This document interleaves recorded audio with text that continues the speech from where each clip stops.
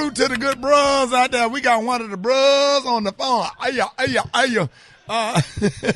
I'm a big fan of this next guest, man. He is a famed journalist, featured commentator, host on ESPN First Take, and host of the new podcast, No Mercy, Please. Welcome my good friend, my frat brother, Stephen A. Smith, y'all. Stephen A. In the building. Big dog. What's going on, baby? Hey, man, thank you for joining us this morning, man. Listen, man, so much to talk about, but I got to ask you now. Last week in football, we all saw that hit that Tua took, and now the firings that have had, happen after that. What changes do you expect, in the NFL, and have you heard any updates on Tua's condition? Well, the NFL and the NFL Players Association are looking at the whole concussion protocol issue and changing and modifying some things there, because clearly what they had in place wasn't up to snuff, and that needed to be addressed. Tua's out indefinitely. They're taking it on a week-by-week basis as far as I'm concerned. To me, what happened to him against Cincinnati, that comes with the game. A play happens, you get slammed to the turf, that can happen. What made it so criminal in my mind was the fact that just 4 days earlier, he had a game against the Buffalo Bills. He got hit. His head collided with the turf. He got up, was wobbly, then fell back down, and they tried to sell us on it being a back injury. Now, come on, man.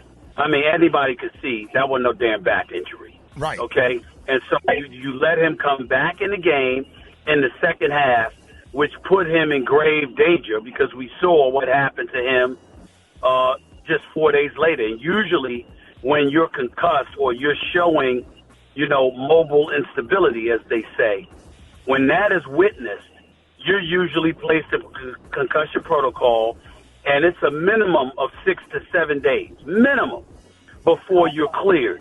And this dude is back in the game, the same game, the second half, and then 4 days later, he was playing another game in Cincinnati. Mm-hmm. So to me, that's why the medical professional should have been fired, okay? Because you allowed everybody to go out there singing this song and dance about a back injury when Boo Boo the Fool could have seen it wasn't no damn back. And I still say that to this day. Wow. Stephen A. Smith's Rock Teasy right here, man. Let's talk about your favorite NFL team of all time, the Dallas Cowboys. We all know you are a great fan of the Cowboys. Cooper, backup quarterback Cooper Rush got these boys at 3-1. Dak Prescott got injured in week 1. Do you see a quarterback controversy brewing here, or is this just kind of... Not at all. Talk to me. Not at all. He's a damn good backup, but that's all he is. He's not Dak Prescott. And more importantly, he don't have Dak Prescott's money. And there's no way in hell that Jerry Jones and the Dallas Cowboys are going to give Dak Prescott that money and then turn around and compromise their investment by putting in the backup. It's not seen. We all know it. The one thing that Cooper Rush does ensure, however, is that you can prolong the wait period for bringing Dak Prescott back until he's as close to 100% as possible, because you can afford to do that when you're winning games.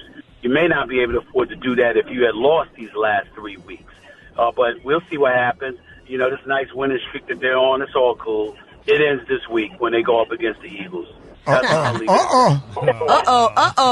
So, Stephen A. Smith, it's your girl, Brett Tat here, and you are known to be a straight shooter. Come on. And for that, I know you got this new memoir out that you should have been put out, and it is available for pre-order. Can you tell us about it, sir? Appreciate that. It's been a long time. Everybody's been, a lot of people, family members, friends, and people in the industry have been telling me for the longest time I needed to write a book, and I put it off all of this time, y'all, because my mother, who had passed away in 2017 after a long battle with cancer, God rest her soul, she had always made me promise. Thank you, bro. She had always made me promise that if I wrote a book, I would wait until she passed away, because if I'm writing my memoir, there's some things that I'm going to talk about, there's some things that I'm going to say that she didn't want to be alive when I said it. It wasn't about her, because she know how much I loved and revered her. She's the greatest woman I've ever known, and I miss her every day. But, my relationship with my father was an entirely different matter.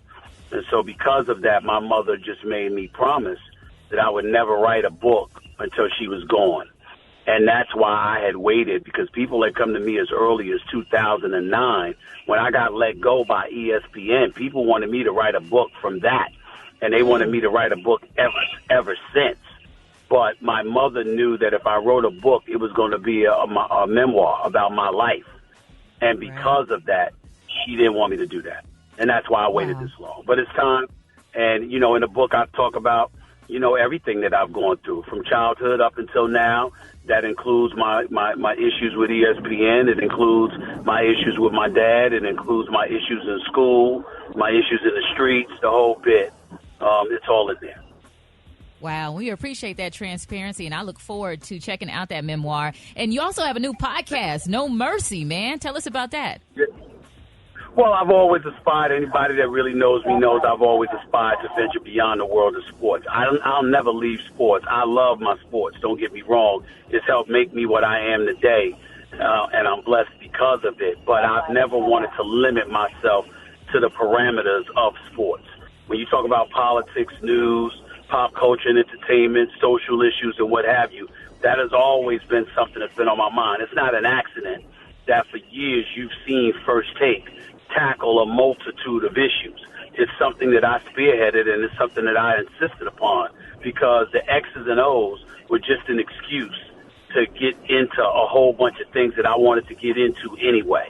And so for me, that's the way you help our community, by letting them know what the game is. A lot of times people misconstrue the things that I talk about and the positions that I take. They assume that I'm defending those positions or saying this is right or this is wrong. Right. And more often than not, that's not the case. What I'm doing is saying, yo, y'all, let me tip you to this. This is what's going on.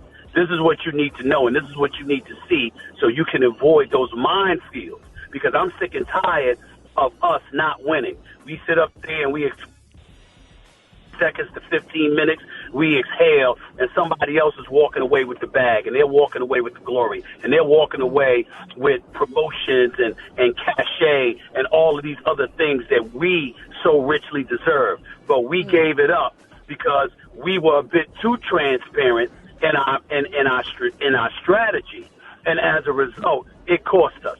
So what I like to do is let folks know, yo, as a dude that's been in corporate America for 30 years, this is the game that I see. I want to peep you to this. And you know what's coming, and then whatever decision you make it fully aware of the potential consequences. You can't sit up there and say you didn't know, because I'm a brother that's in here, and I'm letting you know what it is. You're preaching, Stephen A. Now, speaking of First Take, man, First Take's going to be broadcasted live from the HBCU Week College Fair this Friday. Who can attend, and what can they expect? Well, it's free and open to the public. I mean, it's going to be, near Disney World, and obviously, I'm the ambassador for HBCU Week. Over the last years, we've raised about $12 million in scholarships for over 2,000 students, and so that's something that I want to continue. And ESPN and Walt Disney has jumped on board, and they've done what they could to help me in that quest to just enlighten people about elevating the profile of HBCUs and folks from, disenfranchised communities and beyond that should be attending HBCUs, because we got a lot to offer. And so you don't have to go to a predominantly white institution in order to be successful. I'm living proof of that. Y'all are living proofs of that, along with various others. There's a whole bunch of star talent that comes from HBCUs. We make noise. This is what we do. And so that's the kind of message I'm trying to send. Hey, dog team, man, thank you so much, man. Hey, bro, I wish you would come on more, because I watch you every day. Always come on anytime. I'm coming. I'll be on. I'm coming. I promise I'm gonna get that worked out, man. Let everybody know real quick, Stephen A., how can they follow you? Well, listen, just follow me. It was Twitter, Facebook, Instagram, Stephen A. Smith. My podcast, No Mercy, KNOW. No Mercy is going to be posted every Monday, Wednesday, and Friday. This week alone, I got Dana White, I got Chris Cuomo, I got Sean Hannity. I got all three coming on this week. Wow. And so I I had LL and Snoop last week, along with Areva Martin, the standard political analyst for CNN. And so I'm just going to bring the noise, and that's where everybody knows where to catch me on ESPN. Now you know where to catch my podcast. And, you'll see me around. I'm not hiding from anybody. Yeah. All right, ladies and gentlemen, y'all